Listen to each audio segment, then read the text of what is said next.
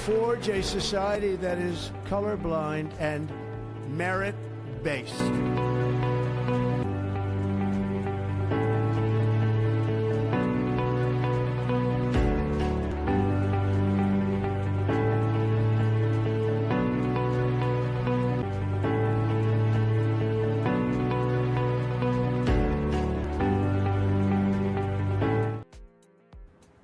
Hi, Mario. Hi, Syria. How are you guys? Good. How are you? Wonderful, wonderful. So tell me, what do we have today from our, kind of students? Of course. So the feature question for today is how do you evaluate the candidate's profile for EB1A before admitting them into the next league program? That's the first question. Wonderful. People do expect that their profile will be assessed the way they would go to a lawyer, and we will do some kind of a profile analysis that you are 60% there, 70% there. But please remember that these numbers don't mean anything because without of your evidence or something. Number two, I have always said that criteria don't mean criteria are only a means to showcase or look at the lens at your profile. So, for example, there might be a work done by you in 5 years back that could possibly count as an original contribution. Okay, that's how I would like to look at the entire, and that's what we have been seeing. We have seen people trying to fit themselves into 8 criteria, 7 criteria, 6 criteria. They all got approved, yet they got overall rejected because that's not the right way to do it. So, what happens is when somebody comes in, we kind of evaluate them based on 3 parameters. Number one is whether a person is of a professional standard. What are his professional standards? Is he of a profession? How is a LinkedIn profile? How is a resume? When somebody is coming to us, how would he talk to us? How he would present himself to us? Because this program is only for professionals. And to make it fair, it would be difficult for us at this particular moment to kind of, if somebody were to be, let's say, an artist, or somebody would be, let's say, an athlete. This program at this particular moment of time may not be applicable or may not be suited for that person. So we try to look at people only with the profiles, with a professional profile. Okay. Second, whether the person is able to commit 10 to 15 hours per week. This is very important because we see some kind of a dedication. Has there been some pattern of success in the person's career or life? We would see that actually. If a person has not tasted success, has been kind of a very mediocre in his own career and life, it would be very difficult for us to kind of look at that person's profile. And number 3, and most important, is that person coachable?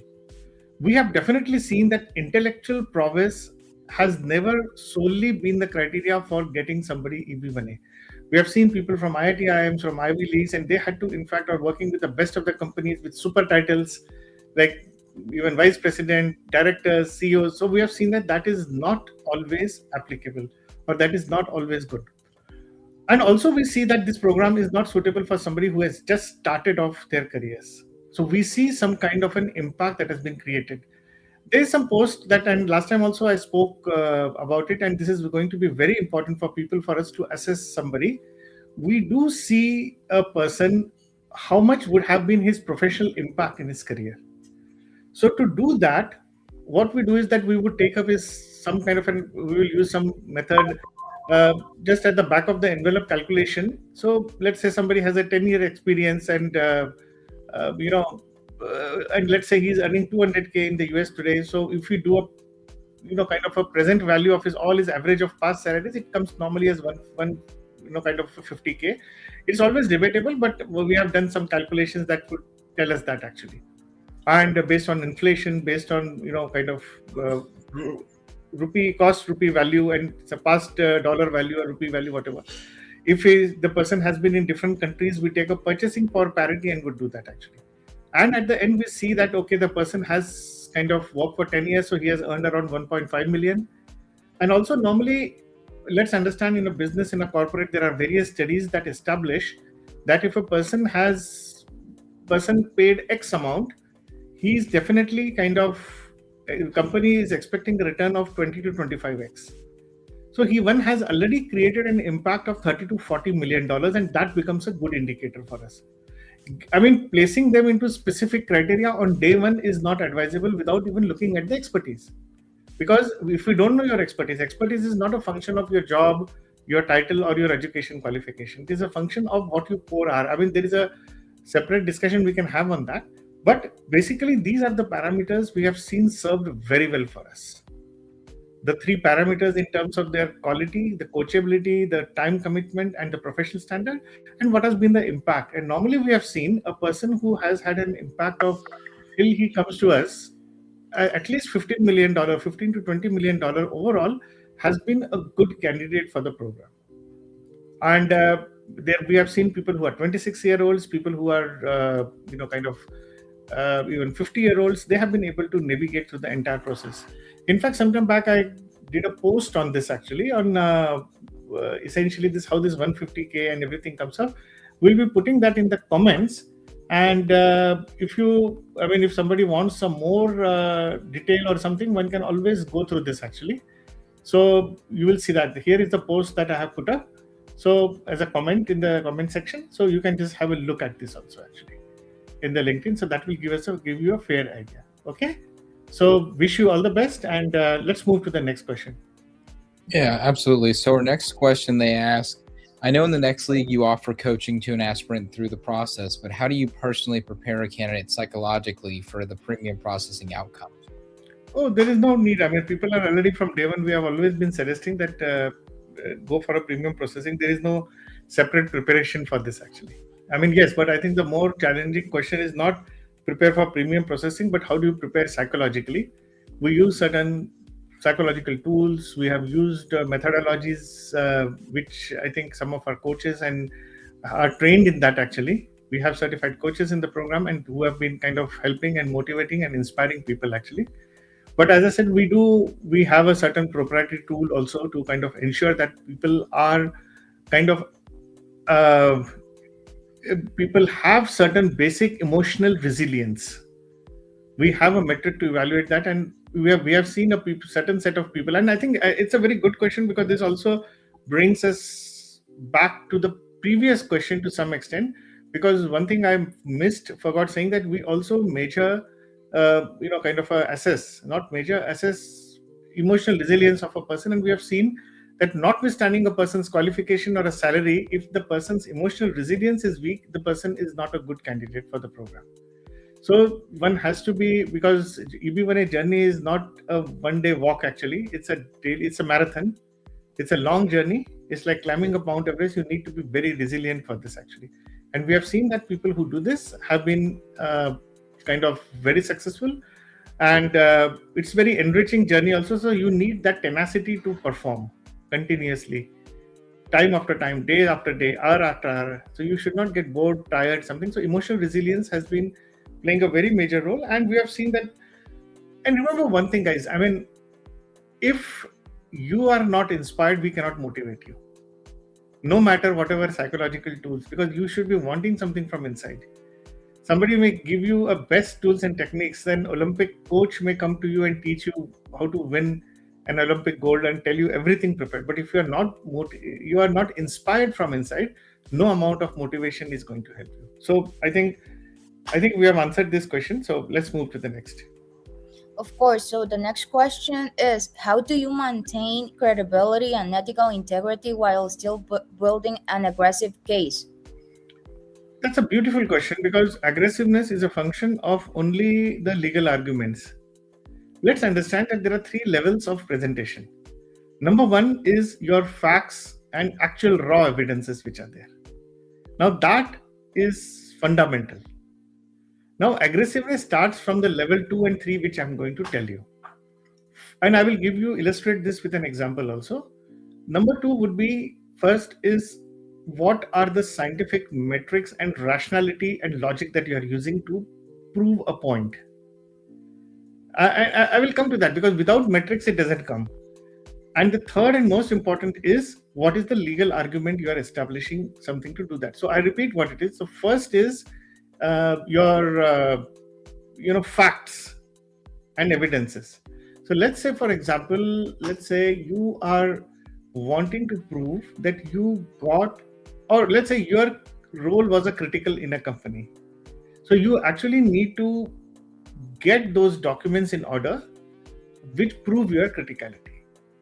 Now, the most important thing is that what are the scientific metrics you're using to prove that is, oh, there was a ROI, there was something, there was a time, there was a profitability, there was, you saved resources, you saved time, you got some money because of you directly did not were involved. So, for example, there was one particular lady in a program who was working with a leading financial institution, and it was very kind of a critically she had to she created some kind of a software to help kind of give a regulatory responses and respond to now the time that it saved was enormous, and this was not just one time affair. The reports had to go every month, so month after month, years after years. It was very timely response, and they always got a positive affirmation from the regulator that everything was going perfectly well. Now, just to make sure that operation is smooth, so what are the different metrics you do that? First, there was an evidence of doing that, so we had to get into creation of those metrics that would help, and then we create a legal argument that, okay, fine, what was the scope of authority and what were the skill set being used. So aggressiveness could have been on the point 2 and point 3 to prove those numeric metrics. But the most important thing is to build any case, the facts and evidence have to be truthful. If your facts and evidences are fabricated, manufactured, cooked up, that is not going to help. Just because you actually have to produce emails, letters from in this particular case at least, letters from the regulators which have been there. So that is going to strengthen your case. Aggressiveness is always a function of, argument. Please understand. It is never an argument of somebody, any false evidences. You can't build a castle on a, kind of a rough, very smooth land actually. The land, your foundation has to be very, very solid here. I will give you another illustration that there was one particular person working with a large financial, not financial, I think there's some other technology corporation. Now he did some work, and that the work was published in media about it. That they got some contracts and they got something, but obviously his name was not mentioned out there. So but he got a letter from the company, one of the C-suite officer, that he was responsible for executing the contract and even getting those contracts. And because of that, the company's reputation went up. Now, these were the facts and evidences. Okay, now there was and also the media that it came, it was solely because of him. But the media did not carry his name. Now, we had to create a legal argument saying that how these two are connected. And that could be perceived as a little aggressive in that sense. But the fact remains that he had done the job. So had he not done the job, had he not got the letters, this would not work. And then the media coverage, how do you prove that it is worthiness for EB1A in terms of quality? Okay, what were the total scope, where it was published, and all the things that we had to give. So this is the way, I like this question very much actually, that how, we help build an aggressive case. So that's wonderful. Okay, let's move to the next question. Yeah, absolutely. So our next question, they ask, what distinguishes a coached EB1A profile from a self-built one in the adjudication outcomes? That's beautiful, actually. I don't think it is from an adjudication perspective. It is from your own perspective. I mean, the first thing is that importance of a coach when you see actually, because let's say if you want to succeed with a particular pace, with a discipline, and in a proper manner, everybody would have a coach. Some people would admit it, some people would not admit it. Number two, even the best of the best Olympic players, even if somebody has won 6 Olympic gold, 10 Olympic gold, 3 Olympic gold, they would also have a coach. Nobody would come up and say that, look, I am already an Olympian and gold medalist, so I can do everything of my own. So that's another thing. Now, third things, you call them a various names, you call them a friend, philosopher, guide, mentors, coaches, whatever, that's a separate thing. But having a guide, having a coach, having somebody to kind of check upon you is something going to be very, very important here, actually. It's not only from an adjudication perspective, it is also to sharpen your saw.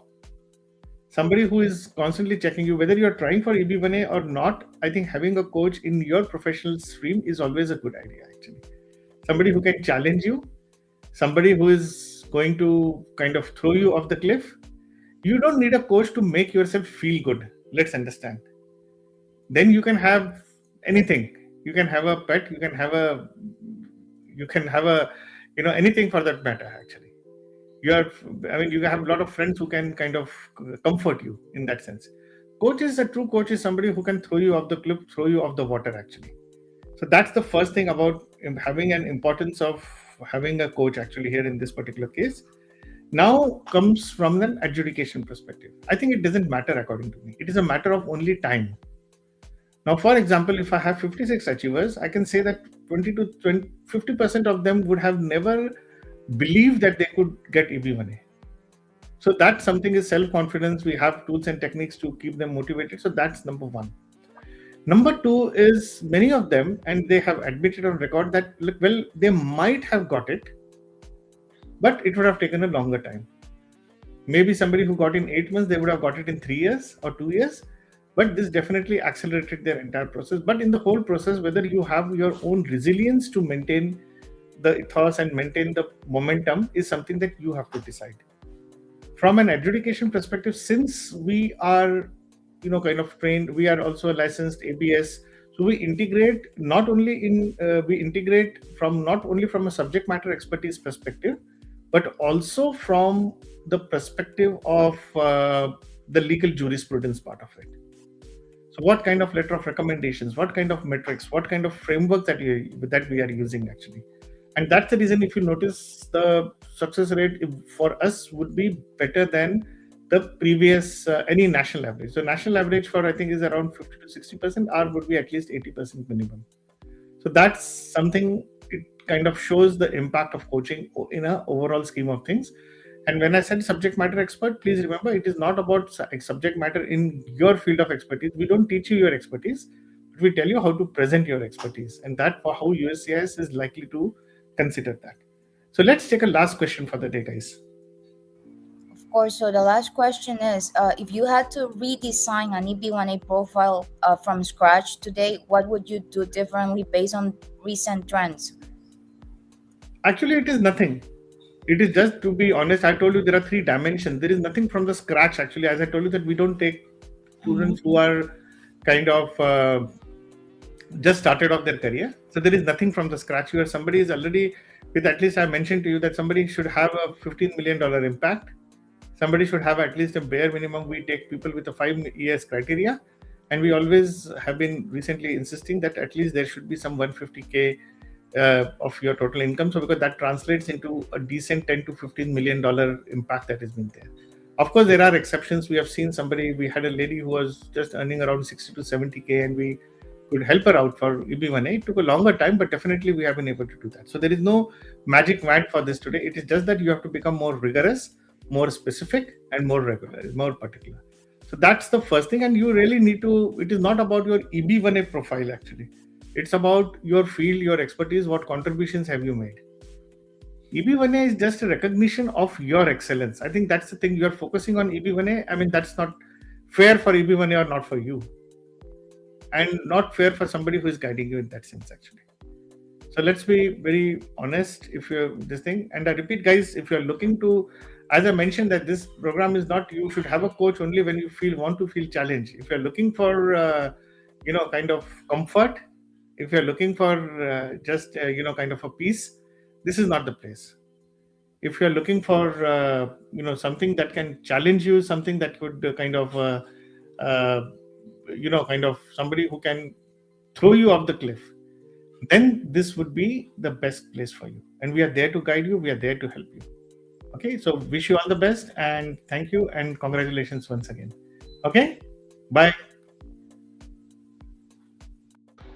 Thank you for joining us today. If you have any further questions or need personalized guidance, please reach out to us.